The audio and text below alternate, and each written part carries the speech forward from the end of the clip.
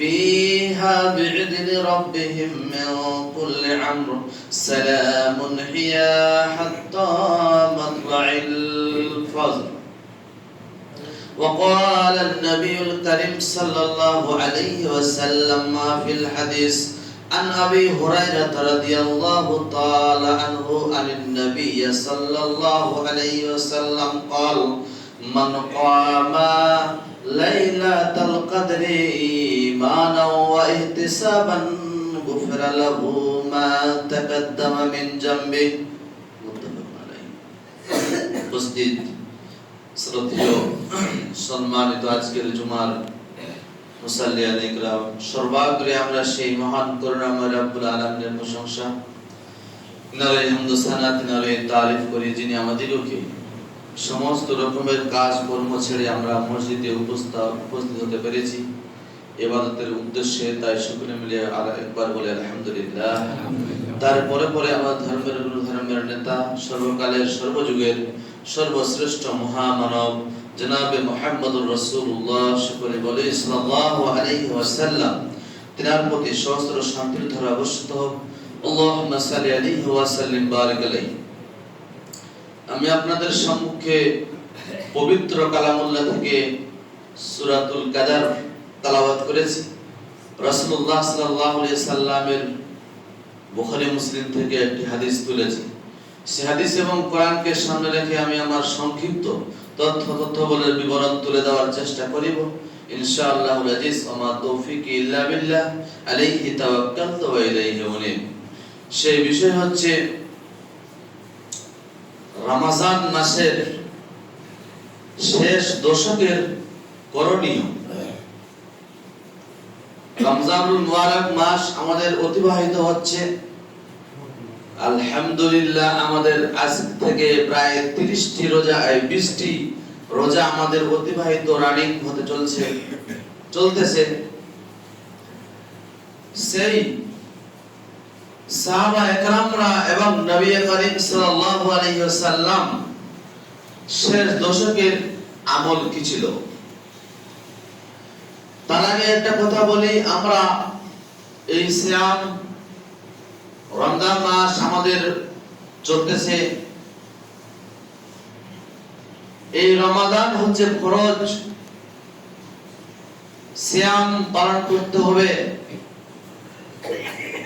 এর মধ্যেই দেখা যাচ্ছে মানুষেরা, কিছু মানুষ সেই ফরজ ইবাদতকে হেয় মনে করেছে, ফরজ ইবাদতকে মানুষ ছেড়ে দিয়েছে।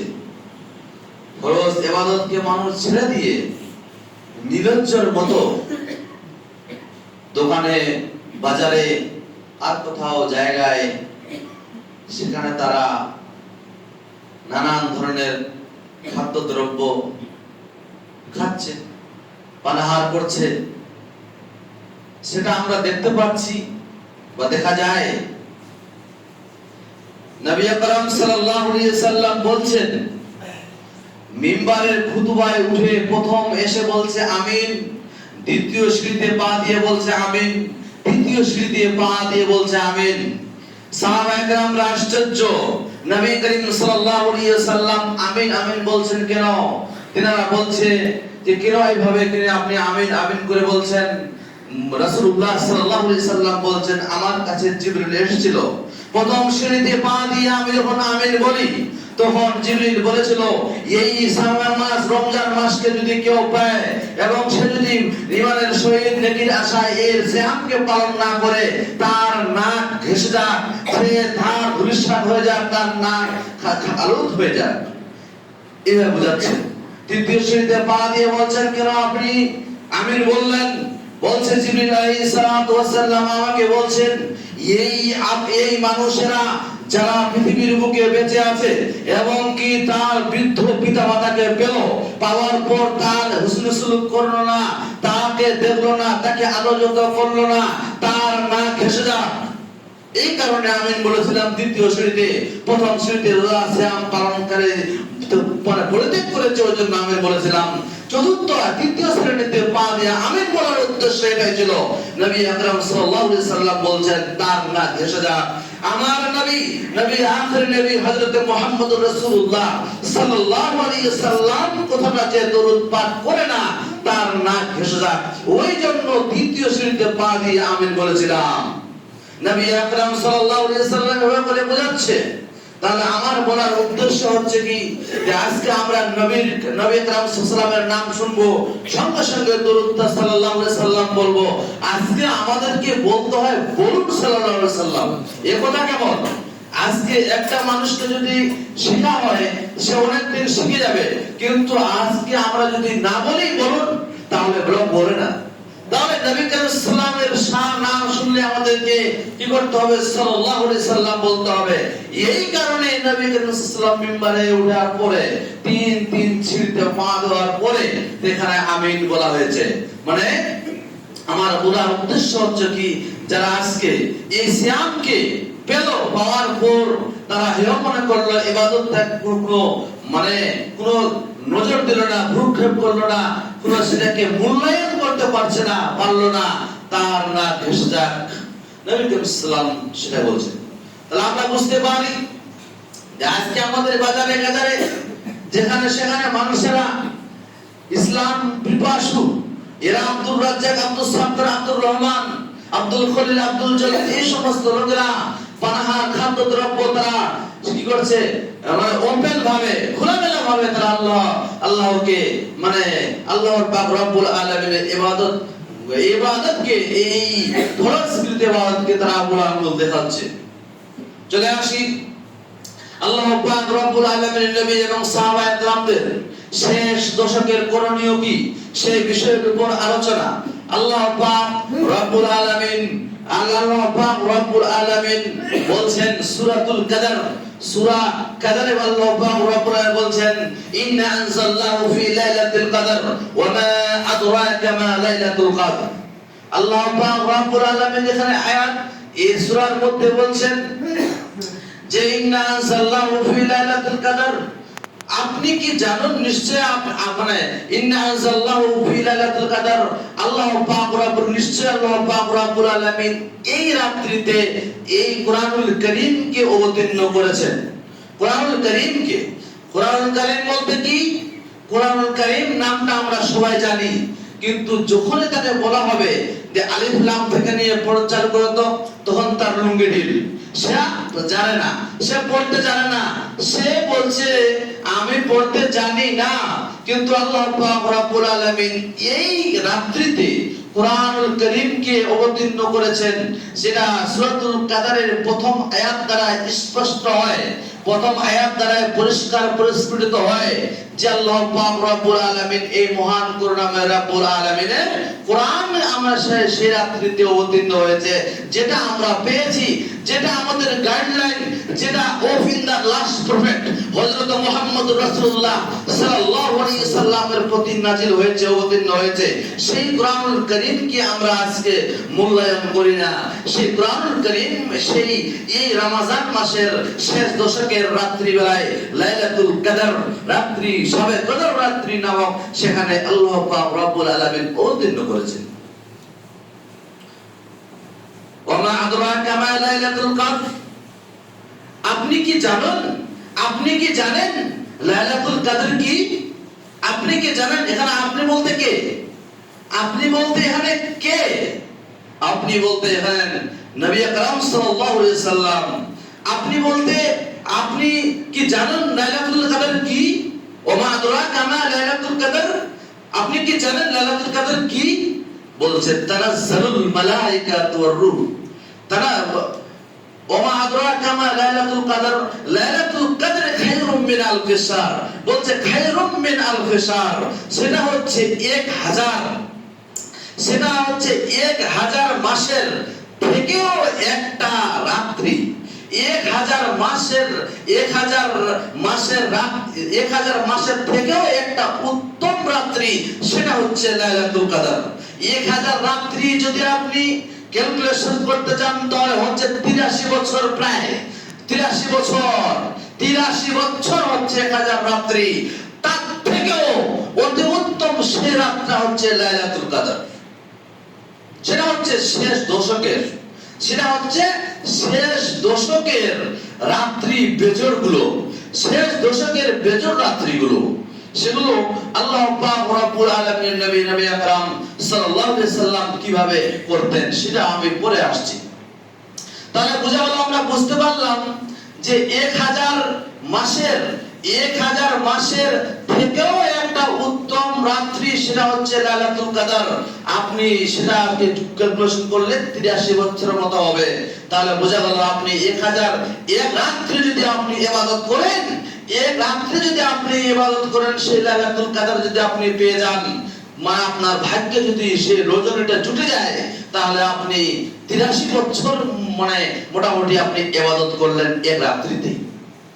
তাহলে খুব গ্রহণযোগ্য, খুব ভালো রাত্রি, খুব ইবাদতযোগ্য রাত্রি। সেটা আমরা এই শেষ দশকের মধ্যে আমরা অতিবাহিত করব। তারপর বলা হচ্ছে তানাজ্জালুল মালাইকাতুর রূহ। এই রাত্রিতে, এই রজনীতে আল্লাহ পাক রব্বুল আলামিনের ফেরেশতা আগমন হয়, জিবরিল শো আসে এবং অন্যান্য আরো ফেরেশতারা আসে, এখানে আগমন ঘটে। তার প্রতিপালকের কাজ যে রয়েছে সেগুলো কাজ তারা দেখে। হাত্তা বলছে তানাজ্জালুল মালাইকাতুর রূহ ফিহা বিইذن রাব্বিহিম মিন কুল্লি আমর সালামুন হিয়া হাত্তা মাতলাইল ফাজর। এটা শান্তি বর্ষিত হয়, অব্যাহত থাকে কি পর্যন্ত? ফজর অবধি, ফজরের সালাত অবধি, ফজর অবধি সেটা অব্যাহত থাকে। আজকে আমরা সেটাকে মূল্যায়ন করি না, সেটাকে আমরা মূল্যায়ন করতে চাই না। চলে আসি যে আল্লাহ পাক রব্বুল আলামিন, আরো বলা হচ্ছে যে আল্লাহ পাক রব্বুল আলামিনের কোরআন থেকে পরিষ্কার পরিস্ফুটিত হচ্ছে যে লাইলাতুল কদর একটা সম্মানীয় রাত্রি। এই রাত্রিতে আপনার বিধান এসেছে, এই রাত্রিতে আপনার গাইডলাইন এসেছে, এই রাত্রিতে আপনি কি ফলো করে চলবেন, কিরকম পৃথিবীতে জীবন যাপন করবেন। আল্লাহ পাক রব্বুল আলামিন মহান করুণাময় তার পবিত্র কোরআনুল কারীমের মধ্যে সেখানে বলা হয়েছে, এই কোরআনকে আমরা আজকে কেউ মূল্যায়ন করি না, এই কোরআনকে আমরা কেউ পড়তে জানি না, এই কোরআনকে আমরা কেউ তেলাওয়াত করতে জানি না। আসুন চলে আসি এই রাত্রি বেলায় আপনি কিভাবে রাত যাপন করবেন। আপনি চলে আসুন আল্লাহ পাক রব্বুল আলামিন নবী আকরাম সাল্লাল্লাহু আলাইহি ওয়াসাল্লাম ওয়ান আয়েশা রাদিয়াল্লাহু তাআলা আনহা, হযরত আয়েশা থেকে একাধিক হাদিস প্রমাণিত রয়েছে। তিনি বলছেন যে আমি আয়েশা রাদিয়াল্লাহু তাআলা আনহা বলছেন, নবী করিম সাল্লাল্লাহু আলাইহি ওয়াসাল্লাম এই শেষ দশকের রমজান মাসের শেষ দশকে তিনি ইবাদত করার জন্য, তিনি আল্লাহ পাক রব্বুল আলামিনের ইবাদত বান্দেগী করার জন্য এবং লাইলাতুল কদরের রাত্রি যাপন করার জন্য তিনি তার আহলকে, তার পরিবারকে নির্দেশ দিতেন, আদেশ করতেন এবং সাহাবায়ে কেরামদের আদেশ দিতেন এবং কি করতেন? তার পরিবার পরিজনকে জাগাতেন এবং তিনি কি করতেন? পরিবার পরিজনকে জাগাতেন এবং তারপরে ইবাদত হাদিসের যেমন তিনি তার যেমন মানুষেরা আজকে কোনো কাজ করতে গেলে তার লুঙ্গিকে কিভাবে সাজিয়ে নেয়, কিভাবে গুটিয়ে নেয় কোনো কাজ করার জন্য, নবী আকরাম সাল্লাল্লাহু আলাইহি ওয়াসাল্লাম শেষ দশকে এই ইবাদত করার জন্য, এই রাত্রি জাগরণ করার জন্য তিনি লুঙ্গিটা এমন ভাবে গুটিয়ে দিতেন, তিনি প্রস্তুত হয়ে যেতেন সেই রাত্রি জাগরণের জন্য, সেই রাত্রি বেলায় জেগে ইবাদত বন্দেগী করার জন্য তিনি প্রস্তুতি নিতেন। আজকে আমরা সেই প্রস্তুতি কোথায়? আমাদের প্রস্তুতি কোথায়? আমরা আজকে দেখতে পাচ্ছি না। শেষ দশকের যে করণীয়, আজকে শেষ দশকে আপনি জাগবেন, সেখানে আপনি জেগে আল্লাহর ইবাদত করবেন, বেশি বেশি করে সালাত আদায় করবেন, নফল সালাত আদায় করবেন, সুন্নাত সালাত আদায় করবেন, আপনার ফরজ সালাতগুলো আদায় করবেন এবং নফল সালাত আদায় করবেন এবং তারাবিহ সালাতুল লাইল, তারাবিহ সালাত আপনি আদায় করবেন। বেশি বেশি করে সে রাত্রি বেলায় জিকির আজকারে মনোযোগ থাকবেন। নবী করিম সাল্লাল্লাহু আলাইহি সাল্লাম এইগুলো কাজ তিনি করতেন, জিকির আজকারে তিনি ইবাদত বন্দেগীতে সারা রাত জেগে রাখতেন। তা বলি আপনি আজকে আমরা আজকে হাজিরি করব, ঘুমাবো আর এই করব ও করব, গল্প গুজব করব, তা তিনি করতেন না। আমাদের সমাজের লোকেদের কিছু অভ্যাস আমরা দেখতে পাচ্ছি যে মসজিদে আসার পরে মানুষেরা আমরা অনেক গল্প গুজব আরম্ভ করে দিচ্ছি, কিন্তু এটা কোন মসজিদের জায়গা? ইসলাম হচ্ছে ইবাদত। এখানে আপনি ইবাদত বান্দাগি করার জন্য আসছেন। আপনি হাদিস দ্বারা প্রমাণিত আছে, আপনি যদি বাড়ি থেকে সহি সালামতে বের হয় সুন্দর করে ওযুটা বানিয়ে এখানে তাহিয়াতুল মসজিদ আদায় করে নিয়ে আপনি যদি সঠিকভাবে সুন্দরভাবে নম্রতার সহিত ভদ্রতার সহিত বসে থাকেন, তবু আপনি যতক্ষণ পর্যন্ত না বের হচ্ছেন ততক্ষণ পর্যন্ত আপনার নেকি হতে থাকে। আপনি ভাবছেন, আপনি ভাবতে পারেননি সেই জিনিসটা। আমরা এসে এখানে গল্প গুজব যেমন বলতে চাচ্ছিলাম, বিষয়টা অন্যদিকে। যাই হোক, আল্লাহ পাক রব্বুল আলামিন নবী আকরাম সাল্লাল্লাহু আলাইহি সাল্লাম শেষ দশকের করণীয় কি? আজকে আমরা দেখতে পাচ্ছি কিছু কিছু মসজিদে সারা রাত বক্তব্য আর গজল আলোচনা, সারা রাত বক্তব্য আর গজল আলোচনা, সারা রাত বক্তব্য আর গজল আলোচনা। আল্লাহর নবী সাল্লাল্লাহু আলাইহি সাল্লাম করেননি, তিনি একথা গজল আলোচনা করেননি, বক্তব্য দেননি। ওয়ান আয়েশা রাদিয়াল্লাহু তাআলা আনহা, হযরত আয়েশা সিদ্দিকা রাদিয়াল্লাহু তাআলা আনহা বলছেন, নবী করিম সাল্লাল্লাহু আলাইহি সাল্লামকে জিজ্ঞাসা করলাম, আমি যে লাইলাতুল কদর জাগবো, আমি যে রাত্রি বেলায় জোহর রজনীতে জাগবো, আমি সেখানে কি এমন ইবাদত করব, কি আমি বলবো, কি আমি বলবো? আয়েশা রাদিয়াল্লাহু তাআলা আনহা নবী আকরাম সাল্লাল্লাহু আলাইহি ওয়াসাল্লামকে জিজ্ঞাসা করছে, ইয়া রাসূলুল্লাহ, হে আল্লাহর রাসূল, আপনি কি আমাকে কিছু শিখিয়ে দিবেন না যেটা আমি লাইলাতুল কদরে আমি বলবো?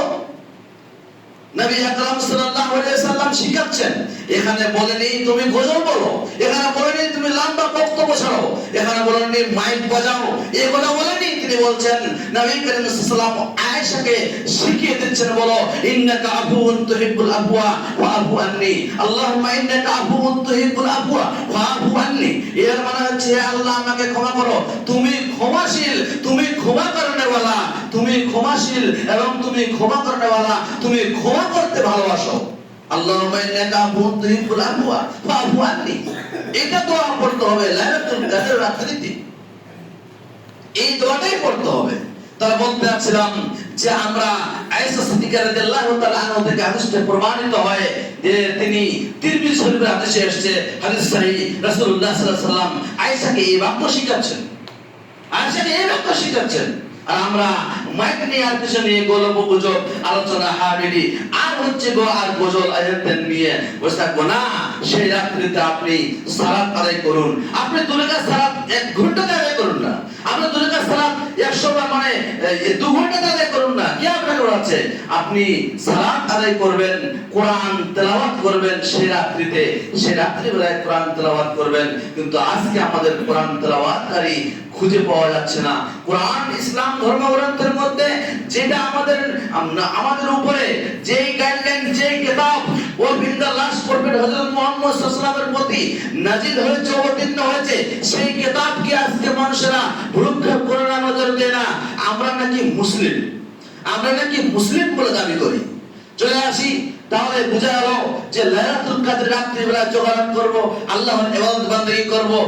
একটু সংক্ষিপ্ত বিষয় আলোচনা করব, সেটা হচ্ছে ইতিকাফ। ইতিকাফ কাকে বলে? ইতিকাফ কি জিনিস?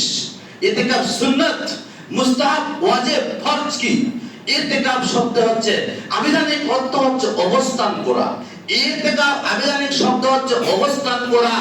যা আপনি অবস্থান করবেন সেটা হচ্ছে মসজিদে, যা আপনি অবস্থান করবেন সেটা হচ্ছে মসজিদে। সেটা আপনি কখন অবস্থান করবেন? 20 রোজা, 22 রোজা, 25 রোজা, 10 রোজা, কত রোজাতে আপনি অবস্থান করবেন? নবী আকরাম সাল্লাল্লাহু আলাইহি সাল্লাম বলছেন যে আপনি সেটা 20 রোজা আপনার অতিক্রম হয়ে গেল, সেই রাত্রি বেলায় আপনি মসজিদের মধ্যে আসুন, এসে আপনি ইবাদত বান্দেগি করুন। ইফতার নয়, আপনি তারাবি পড়ে সেখানে অবস্থান করুন। কিছু কিছু উলামায়ে কেরাম বলছেন যদি আপনি না পারেন তাহলে আপনি ফজরের পর থেকে, ফজর থেকে নিয়ে আর আপনি বের হবেন না, সেখানে মসজিদে থেকে যাবেন, অবস্থান করবেন, অবস্থান করবেন। এবার মসজিদে আপনি ইতিকাফের জন্য রেডি হচ্ছেন, এই জিনিসটা সুন্নাহ, এই জিনিসটা সুন্নাহ। আজকে ইতিকাফের দিকে লোক খুঁজে পাওয়া যাচ্ছে না, ইতিকাফ পাওয়া যাচ্ছে না। ইতিকাফ মানে হচ্ছে অবস্থান করা। সেই ইতিকাফে আপনার করণীয় এবং বর্জনীয় কি? আল্লাহ পাক রব্বুল আলামিন বলছেন, ওয়ালা তুবাশিরুহুন্না ওয়ালা তুবাশিরুহুন্না ওয়া আনতুম আকিফুনা ফিল মাসাজিদে ওয়া আনতুম আকিফুনা ফিল মাসাজিদে। এখানে করণীয় হচ্ছে তোমাদের স্ত্রীর সঙ্গে সংগম করবে না, স্ত্রীর সঙ্গে সহবাস করবে না। ওয়া আনতুম আকিফুনা ফিল মাসাজিদ, এবং মসজিদে অবস্থান করবে। তাহলে এই আয়াত দ্বারা পরিষ্কার প্রস্ফুটিত হয় যে আপনি মসজিদের মধ্যে অবস্থান করবেন। পরিষ্কার হয়ে যায় যে আপনি মসজিদের মধ্যে অবস্থান করবেন। এইভাবে আপনি মসজিদের মধ্যে অবস্থান করে আছেন, আপনার সেটা কাজ আল্লাহ পাক রব্বুল আলামিনের ইবাদত করছেন। এবং কি ইবাদত করবেন? কথাবার্তা বলতে পারবেন কি পারবেন না, আপনি কিছু বাগানের গোড়া বা কিছু করতে পারবেন কি পারবেন না, এমন তো অবস্থায় হয়েছে। কোন মসজিদে যদি পায়খানা পেশাবের ব্যবস্থা না থাকে, তাহলে সেটা সে বাড়িতে গিয়ে সেটা আছে কাজে হাজাত, এইটুকু আপনি করতে পারেন। তারপর আপনি কি করবেন? যদি আপনাকে আপনার খাবার দাবার কেউ যদি নিয়ে আনার যদি কোনো লোক না থাকে, আপনি গিয়ে খেয়ে আসতে পারেন, এটুকুই। তা বলে আপনি জানাজায় শরীক হতে জানাজাও আপনি শরীক হতে পারবেন না, আপনি জানাজা থেকেও শরীক হতে পারবেন না।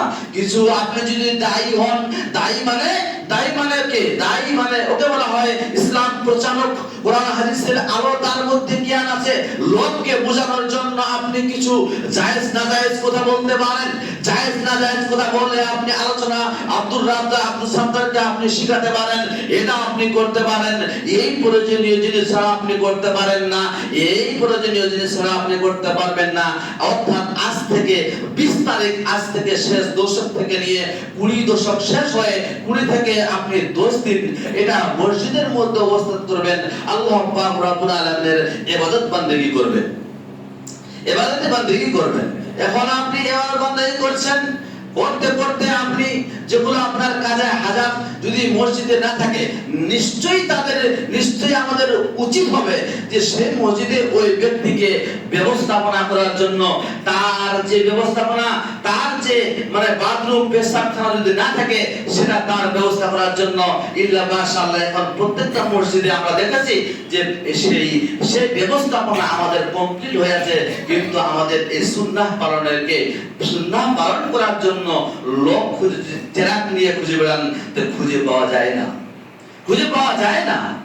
তার মনের মধ্যে কি যে আতঙ্ক, কি যে আসছে। তাহলে আপনি ইবাদত বান্দাগি করবেন, আল্লাহ পাক রব্বুল আলামিন মানে ইতিকাফটা করবেন। নিশ্চয়ই আল্লাহ পাক রব্বুল আলামিন আমরা যারা আজকে ইতিকাফ যেন আমরা অনেকেই করি, আল্লাহ পাক রব্বুল আলামিন যেন আমাদেরকে এটা তৌফিক দান করে। সকলে মিলে একবার বলুন আমিন। আল্লাহ পাক রব্বুল আলামিন এই ইতিকাফের বিষয়ে আজকে অনেক ইতিকাফ নিশ্চয়ই নেকি রয়েছে, নিশ্চয়ই প্রচুর নেকি এই রমজান মুবারক মাসে, সেটা আমরা নজর দিই না। তাই অনেক কথা হয়ে গেল। বলতে যাচ্ছিলাম আল্লাহ পাক রব্বুল আলামিন লাইলাতুল কদর এবং শেষ দশকের করণীয় এবং বর্জনীয় কি সেই জিনিসগুলো আল্লাহ পাক রব্বুল আলামিন যেন আমাদেরকে বুঝার তৌফিক দান করে এবং সেটাকে আমলে পরিণত করার তৌফিক দান করে। আজকে আমরা যারা আল্লাহ পাক রব্বুল আলামিনের নবী করিম সাল্লাল্লাহু আলাইহি সুন্নাহ মনে করি যে এটা আমরা সুন্নাহ, তাহলে আমরা নিশ্চয়ই পালন করার চেষ্টা করব। আল্লাহ যেন আমাদেরকে তৌফিক দান করে। সকলে বলুন আমিন। আল্লাহুম্মা আনসুর মান নাসারা দীনান মুহাম্মদ সাল্লাল্লাহু আলাইহি সাল্লাম। আল্লাহ পাক রব্বুল আলামিন যেন আমাদেরকে এই শেষ দশকের যে আর পুরা দিন আমরা যেন সুস্থ শরীরে যেন আমরা সিয়ামটাকে পালন করতে পারি। সকলে মিলে একবার বলুন আমিন। আল্লাহুম্মা সাল্লি আলা মুহাম্মাদ ওয়া আলা আলি মুহাম্মাদ কামা সাল্লাইতা আলা ইব্রাহিম ওয়া আলা আলি ইব্রাহিম ইন্নাকা হামিদুম মাজিদ। আল্লাহুম্মা বারিক আলা মুহাম্মাদ ওয়া আলা আলি মুহাম্মাদ কামা বারাকতা আলা ইব্রাহিম ওয়া আলা আলি ইব্রাহিম ইন্নাকা হামিদুম মাজিদ। আকুলু কাওলি হাযা আস্তাগফিরুল্লাহ লি ওয়া লাকুম ওয়া লিসাইরিল মুসলিমিন। সুবহানা রাব্বিকা রাব্বিল ইজ্জাতি আম্মা ইয়াসিফুন ওয়া সালামুন আলাল মুরসালিন ওয়ালহামদুলিল্লাহি রাব্বিল আলামিন।